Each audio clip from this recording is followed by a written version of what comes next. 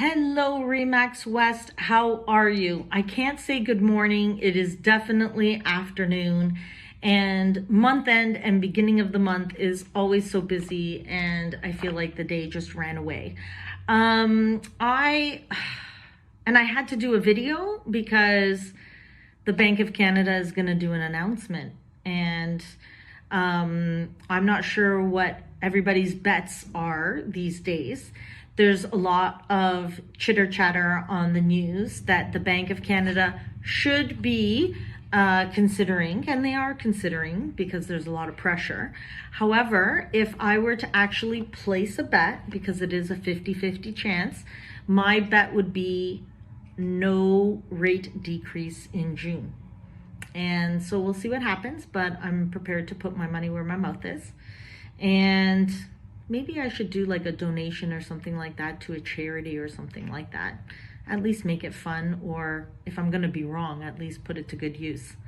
So if anybody has any feedback, put it on the comments below. And if anybody has a favorite charity, then maybe what I'll do is I'll donate 25, 30, 40 bucks, something like that.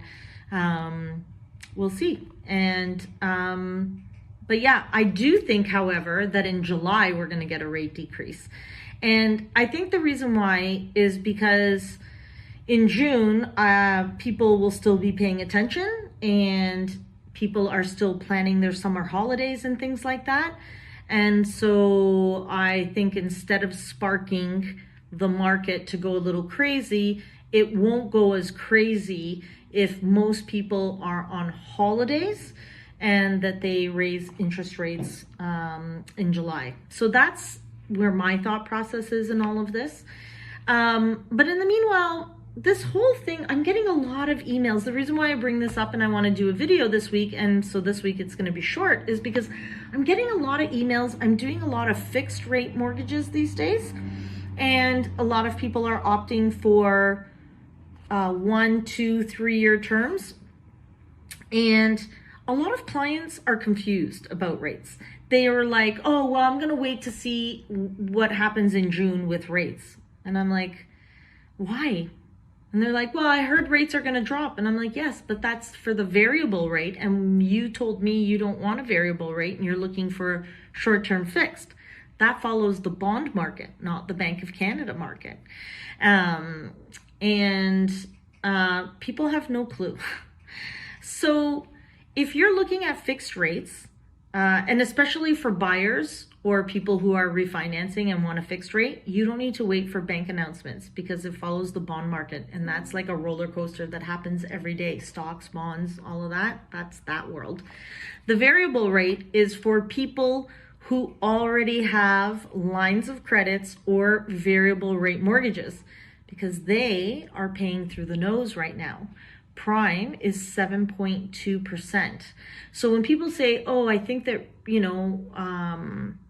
I think that rates are going to come down and it'll probably help with qualifying. No, because even if it's 7.2, let's say the rate comes down a quarter point. So now we're looking at what, 695? So you have to add 2% to that. So that's 895 that I have to qualify you for. Whereas a 5-year fixed is at 5.5% these days. And so I can qualify you at 7.5%. And a 3-year is at 5.64. So I can qualify you at 7.64. So this whole thing of I'm going to wait to buy until I see what the Bank of Canada does not make sense to me. And those people, when I hear that sort of thing, that tells me that they have no clue that they understand what rates are all about and that all they do is listen to headlines of news. So if you have clients that are having that conversation, you want to ask them, do you have a variable rate mortgage or a line of credit? If they say yes, then you say, yes, let's hope rates come down. But if they're looking at fixed rates, even for anybody who has purchasers right now closing in the next 30, 60, 90 days, this whole thing of waiting until rates does not make sense. And so if they need an explanation that's a little mortgage rates 101, I'm more than happy to do that. And again, 10, 15 minutes free consultation, and hopefully I can teach them something before they close on their home. For those of you that have gotten this far in the video, I want to say thank you for your time and for your listening. As always, you're the people that I want to do business with, because you can stay right through to the end of things. And if there's anything that I can do to help your clients, even as a second opinion, I am more than happy to do that. It's my only opportunity to show you what it is that I'm capable of.